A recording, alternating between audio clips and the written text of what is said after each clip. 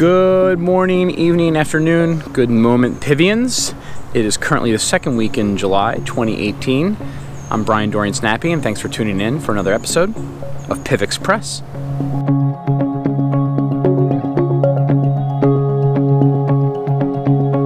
First things first, updates. PIVX Core Wallet version 3.1.1 is now live. Some of the technical updates, again, you can go into GitHub, you can go onto our blog post and read all about it, or below.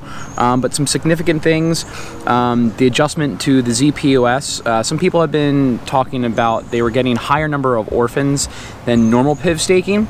So there have been some adjustments and fixes to that. So the orphan rate should be going down. So if you're staking your zPIV, keep an eye out for that. You should be in a better spot staking now and getting more rewards than orphans anywhere before. There's some zero coin re-indexing updates that were changed. There's the zPIV version 1 spending fix. So that was before zPoS went live. There's a fix now, so those are able to be stakeable. Peer banning issues, and then some minor GUI update tweaks, etc. So again, this is version 3.1.1. It is not mandatory. However, we recommend that you always stay up to date on the most up-to-date PIVX Core wallet. Again, that's version 3.1.1. Again, not mandatory, but highly recommend that you upgrade now and take advantage of all the updated features that are in that wallet. So go look for the downloads below. They're on pivx.org, they're on the GitHub, and get yourself the brand new PIVX wallet. All right, some community updates. Hey, well, you know, World Cup is coming to an end on, what is it, July 15th, I guess, on Sunday. And with that, some updates as well from the soccer team in Poland that was sponsored and has been sponsored by PIVX. You can read all about their latest updates. They were competing in some of Poland's championship cups. So again, they advanced out of their local region into the entire cup for Poland. And it's awesome to have them representing PIVX and getting a lot of feedback, because again, if you look at their jerseys, they're wearing the PIVX logo, it's purple. It's awesome to see those types of ambassadors in the sports arena just going to town and doing some incredible work. Also, some really cool community stuff that's been happening. There was an artist project that was sponsored up in New York City a couple weeks ago. So PIVX, on behalf of one or a couple of the Pivians, actually sponsored this entire artist movement up in New York City that were doing really creative graffiti, artists' work, and murals. And you can see some of their artwork below, direct sponsorships. And it's been great getting feedback from that community, the artist community, of how they're actually using PIVX already, and appreciating that community and their efforts to branch out just outside of crypto, right? So anybody who's in marketing right now, anybody who's in crypto right now, it's this incredible, I'll say, beast and opportunity, right? Like, of who do you target, where are you trying to get, you know, investors from, and where are you trying to get following from. And, you know, PIVX has its strengths, and there's things that we're working on as well. But one of the incredible areas that PIVX does tremendously is the community engagement outside of crypto.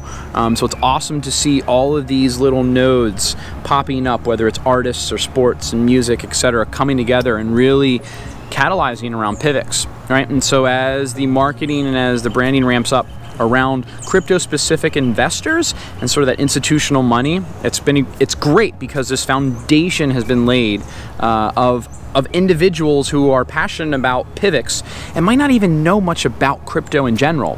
So it's really neat to see this onboarding and PIVX being used as really a first step into cryptocurrencies, right? It's not Bitcoin for many of these people, it's actually PIVX.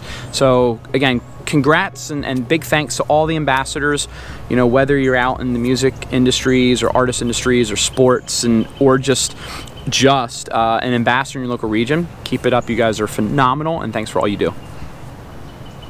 All right, so exchange updates. Again, I mentioned last week that we got on and are being listed on some new exchanges. One of those was announced, so congrats to PIVX again for getting on more and more exchanges everywhere.